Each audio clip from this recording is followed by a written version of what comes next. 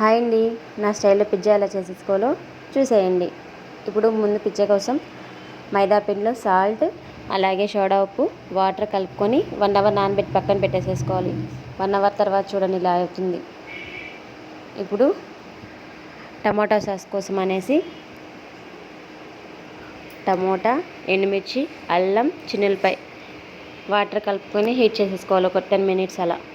దాని తర్వాత చక్కెర, సాల్ట్ వేసేసుకొని మిక్సీ పట్టుకోవాలి. ఇప్పుడు చాలా బాగా టమోటా సాస్ అనేది ఎలా రెడీ అవుతుంది. ఇప్పుడు పిజ్జా బేస్ కోసం స్టఫ్ కోసం అనేసి onion, capsicum, carrot, tomato cut చేసేసుకోవాలి. అలాగే కొంచెం మిల్ మేకర్స్ కూడా ఉడకపెట్టుకొని పక్కన పెట్టుకోవాలి. ఉడకపెట్టుకునేటప్పుడు కొంచెం సాల్ట్ వేసేసుకొని ఉడకపెట్టుకోండి. ఎందుకంటే పిజ్జా కోసం అనేది అది ఎక్స్ట్రా టేస్ట్ అనేది వస్తుంది, లైక్ చికెన్ లాగా బాగుంటుంది. ఇప్పుడు పిజ్జా కోసం కావాల్సిన ఐటమ్ చూసేసేయండి.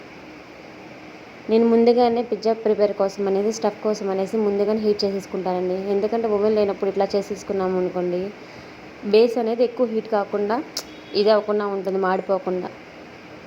ఇప్పుడు పిజ్జా బేసెస్ అనేది ఎలా చేయాలో చూడండి.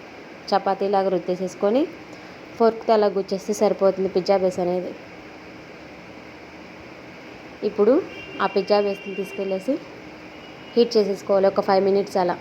5 మినిట్స్ సరిపోతుంది, ఎందుకంటే ఎక్కువసేపు ఏమైనా వద్దు. ఇప్పుడు 5 మినిట్స్ తర్వాత పిజ్జా బేస్ అనేది ఎలా రెడీ అయిందో చూడండి. పర్ఫెక్ట్గా రెడీ అయింది పిజ్జా బేస్ అనేది. ఇప్పుడు పిజ్జా బేస్ కోసం అనేసి టమోటా సాస్, ప్రిపేర్ చేసుకున్న టమోటా సాస్ అనేది అప్లై చేసేసుకోవాలి బేస్ మొత్తం అనేది. చూసారా ఎలా అప్లై చేసుకోవాలి, అలా చేసేయాలి.